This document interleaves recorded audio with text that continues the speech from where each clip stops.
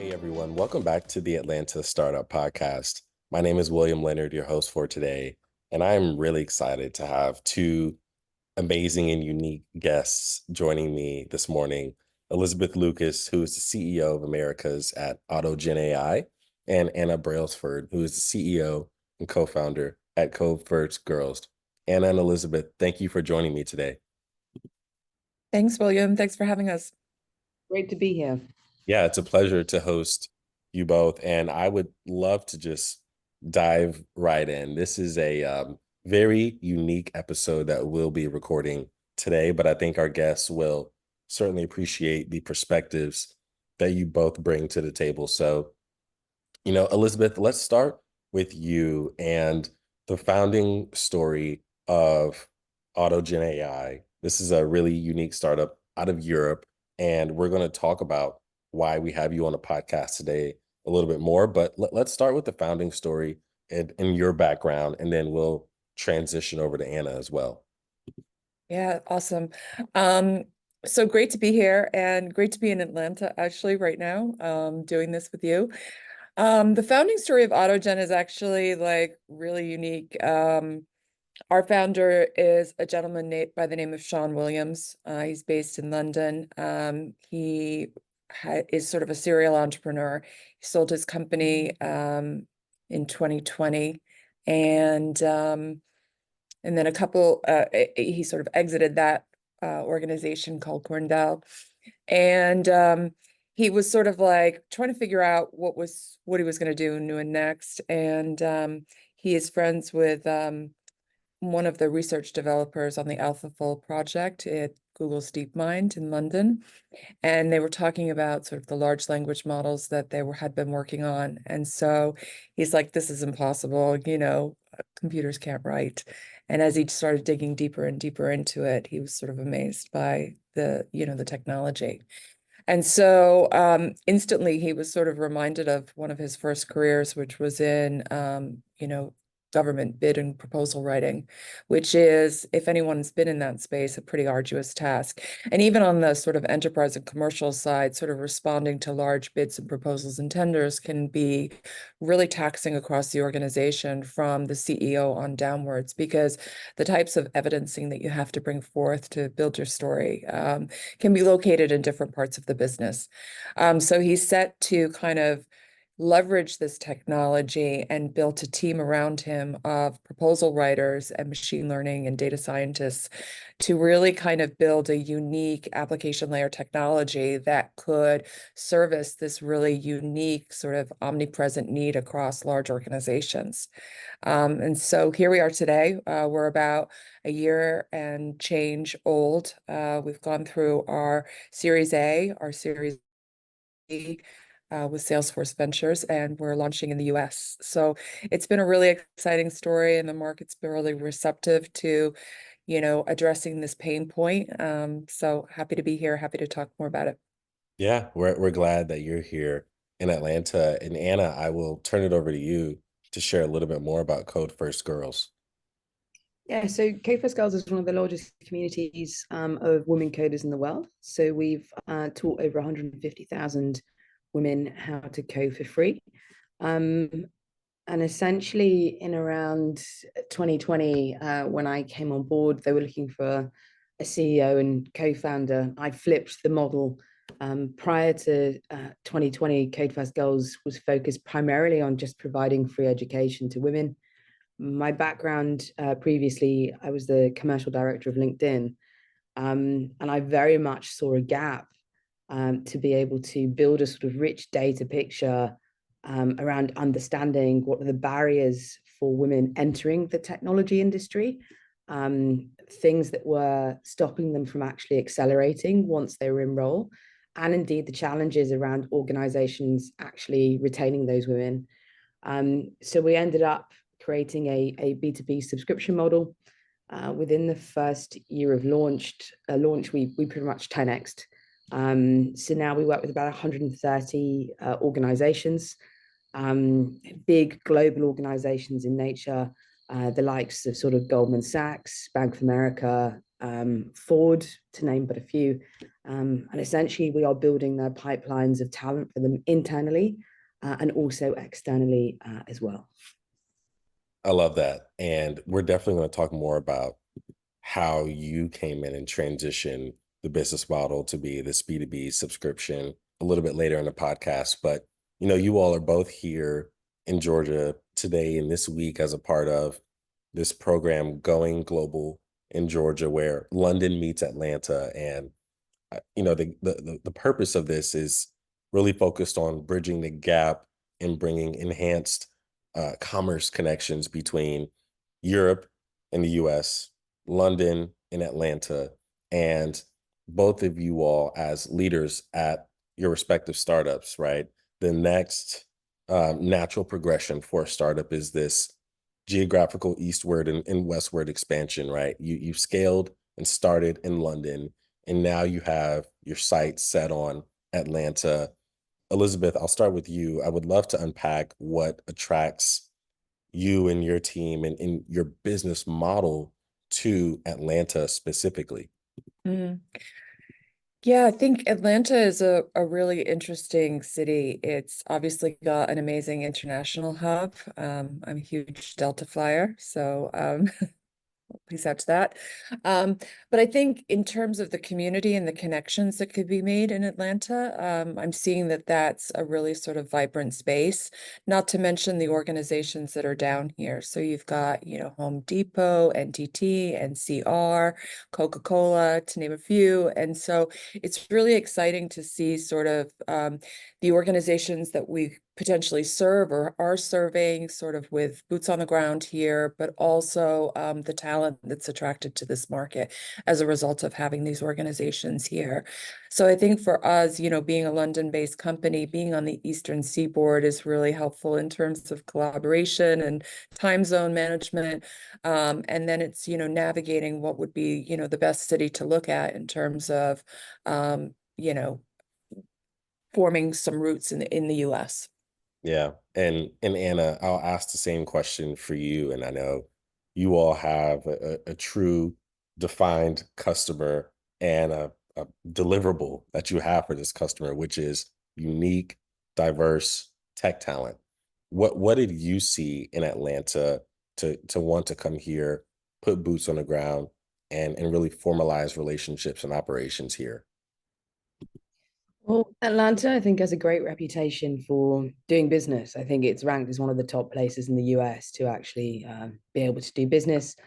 And I think that's really important as well when you consider, let's face it, outsiders. I'm a Brit, right? I'm a Brit coming in. And it's really important that we make relationships and, we are greeted, I think, with that level of Southern hospitality to be actually able to talk about what we do and understand the value of it. So first things first, I think it's a great place to do business. Secondly, I think it's a growing economy.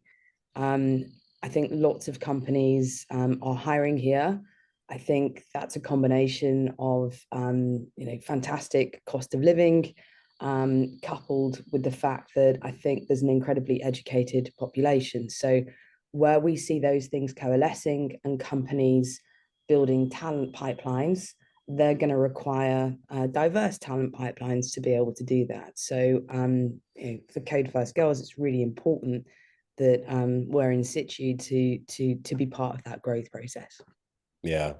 And Anna, you really hit on a really interesting point there, right? Is that this economic growth is really the driver of all other things here, including cost of living, which some may argue, which is getting higher and a little bit more unaffordable, but it's still relatively affordable when you think about New York, LA, SF, Chicago, and et cetera. But I think Atlanta, thanks to many factors like tech forward leadership, we've seen this increase in economic growth, population increase. I was reading a stat earlier last week that Atlanta job growth is outpacing the national average. You talked about cost of living. And then I also think about the startup capital ecosystem that's here, right? It's truly starting to round out. You've got more and more early stage capital funds like Valor. And then you've got some later stage, growth stage firms, notable private equity firms. And then you all both hit on some of the Fortune 500s and Fortune 1000s here, like Home Depot, Assurant, UPS, that are also building out venture arms, strategically investing in early stage innovation. So, those are all factors. And really based off of that, I'm curious to hear how you all, think about the momentum that Atlanta can bring to Code First Girls and Autogen AI, respectively. So thinking maybe 3 to 5 years from now, following this expansion into Atlanta, where do you envision your company will be at? And I'll start with Elizabeth to tackle that one. Yeah, so we've got, really ambitious growth objectives. We believe that this is a need that a lot of organizations have, whether you're a large enterprise, all the way down to sort of the university space that's applying for grants. So, you know, we want to be in an ecosystem, that supports that growth, that can help this company sort of thrive in terms of talent pipeline, in terms of relationships, in terms of accessibility.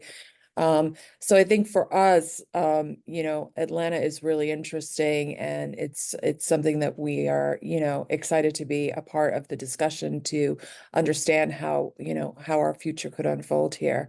But for us, I think it's about sort of like how quickly we can, accelerate market. These technologies are being adopted so quickly and at such pace that, we just need to be in a center that can really support that growth. Yeah. And Anna, I'll pose the same question to you. And I think it's also unique that Atlanta just has such a unique pool of uh, secondary educational institutions like a Spelman College, like an Agnes Scott College as well, which are two women-only schools that produce incredible talent year after year. And then you pair that with the Fortune 500s, 1000s startups here as well. Curious to hear your thoughts on what Code First Girls can look like 3 to 5 years from now after being in Atlanta. Well, our big mission is to provide over 1 million learning opportunities for women to learn how to code for free. And we anticipate that will add in excess of $1 billion worth in economic opportunity in women joining the global tech economy. So we have big goals, and community. And when I say community, I mean the local community in Atlanta is very much part of that. So we are a community-based organization. We work really closely to understand like women's needs, how to build pipelines, what the academic ecosystem looks like. And right now, we very much have, a waiting list of women in these areas. We very much have like these academic partnerships. I think this is a big shout out to any company in the Atlanta area.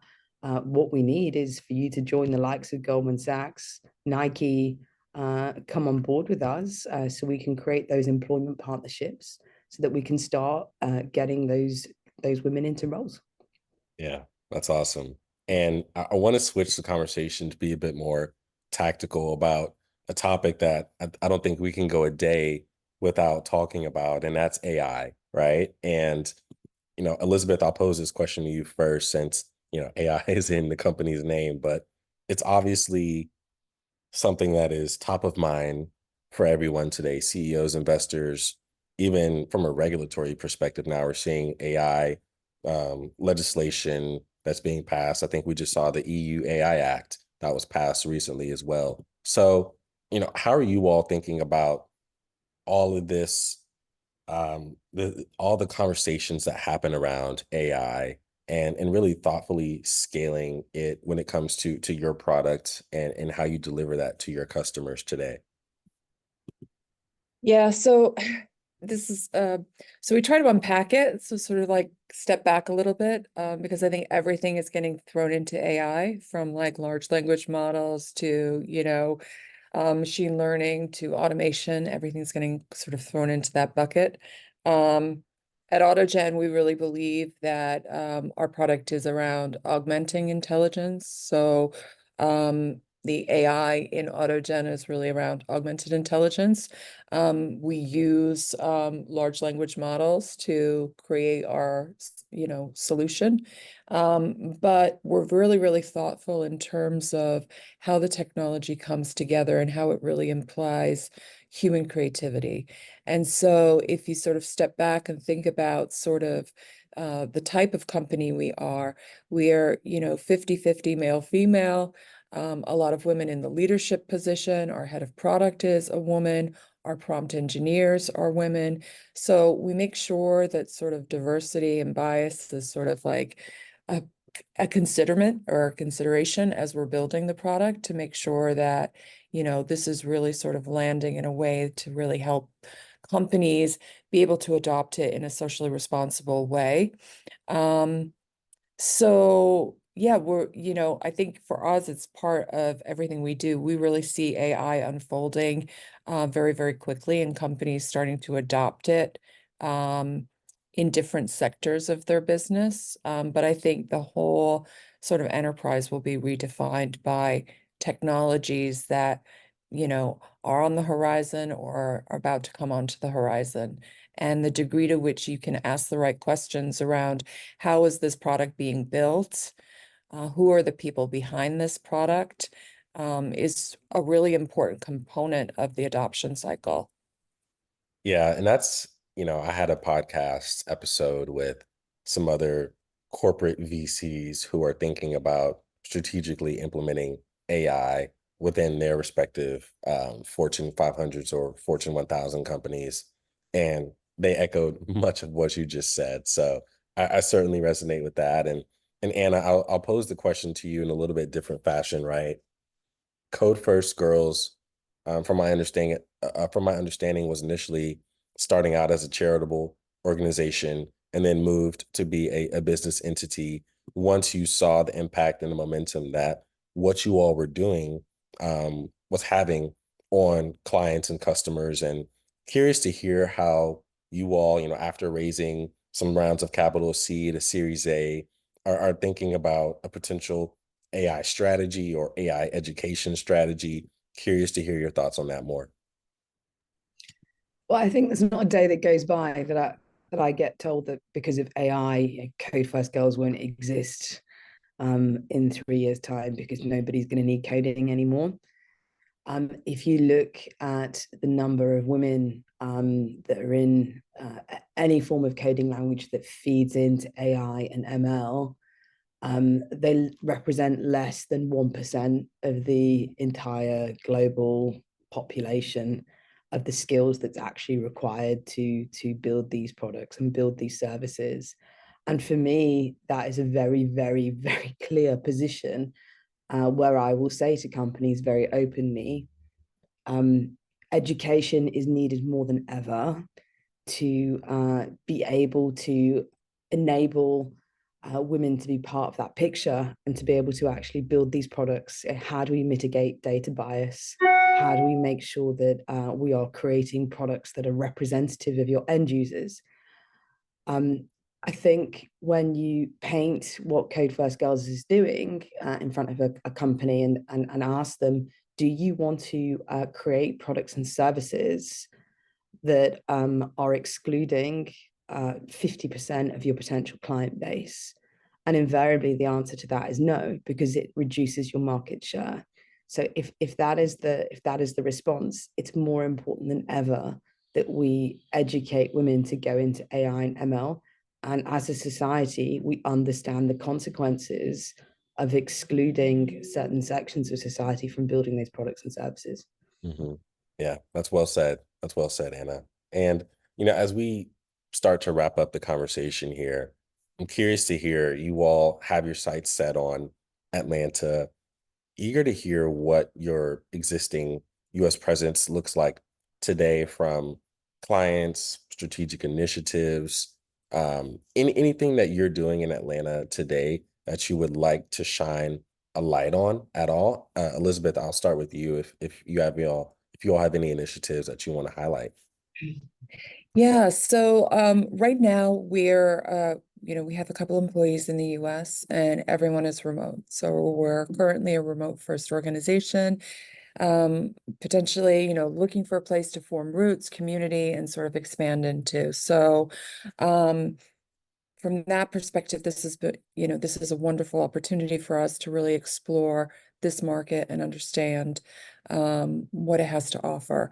For us, some of the efforts that we're doing right now is, hosting events in the market to really kind of network and meet people and start to form those relations even before we, set roots there, so that we can start to kind of, assimilate and understand what the market is like. So I would say for us, that's our first step in terms of evaluating the market, is to come in and, have these networking events and start to meet people.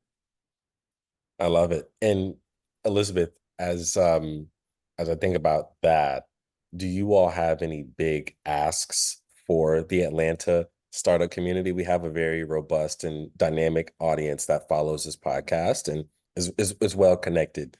Curious to hear Yeah. the asks. So definitely, I mean, I would love to, if anyone wants to reach out to me and kind of, I'm right now sort of like taking in as much information as possible. So if there's any sort of hot tips, please reach out to me on LinkedIn and let me know. But equally, like, if there's any sort of groups that you think would be, a really good group for me to be in contact with. What we've been doing is kind of a combination of either a networking kind of event or, an executive dinner type of situation where we come in and we meet with people, and there we're really talking about, a little bit about Autogen, but actually more about the future of AI and what we're seeing. So more of an educational sort of dialogue with the community about, what we're seeing on our side and what people are seeing on their side, so that we can sort of mutually learn from each other. I love it. I love it. Anna, I'll pose the same two questions to you. Yeah, I mean, so we've already taught thousands of women in the US how to code. We've also partnered with a lot of companies, but I'll be really honest with you, that's mostly been in the New York area. And my big shout out to Atlanta is let's get you guys involved as well. We really want to work with more employers in the area. In terms of things that will be useful to us, at the moment in the US, amongst women, we are 900% oversubscribed for the CodeFirstGirls program. We have waiting lists of women across Georgia. So when people say there's not a demand and there's not a need for this, we very much see the need. We just have to make sure that we have enough employers in the area that are understanding that need, are responsive to it, and also can understand the value that it's going to bring to them. I love it.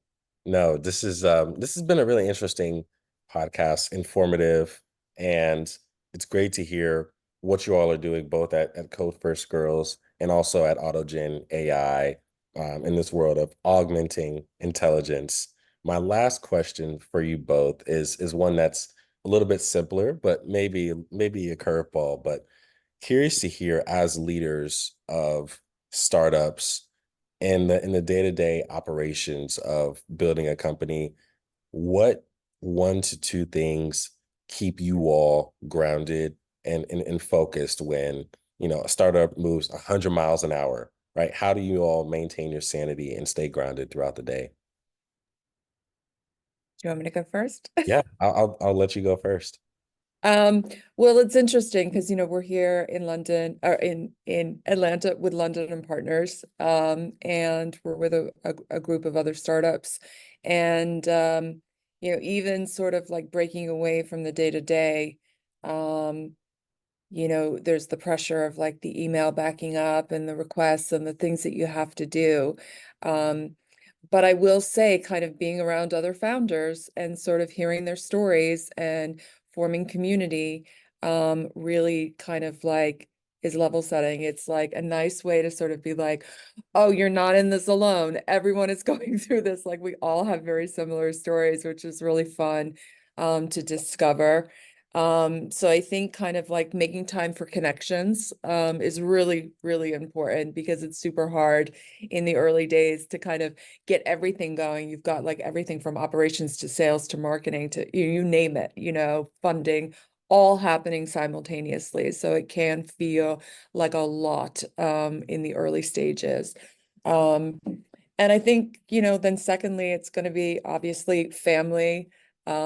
But also friends, and just like making space for yourself to, decompress. And I think oftentimes, especially the younger me, I would like just keep going and going and going and going. And having that ability to stop and sort of recoup actually gave me more creativity, gave me more problem solving abilities, because I was able to just shut my brain down for a second, either play tennis with a friend or something, and then I'd be like, oh my God, I've got the best idea on how to solve this. And then lastly, like I'm really into sort of like meditation and just like kind of finding a quiet space. So for me, like having those things all happening in concert really helped me stay sort of on the top of my game and energized and sort of ready to tackle the next day.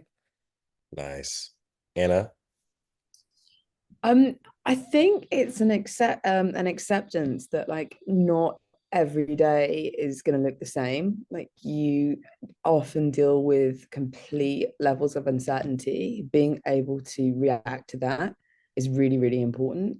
And the second thing I would say with that is that, you know, being a startup CEO is far from glamorous.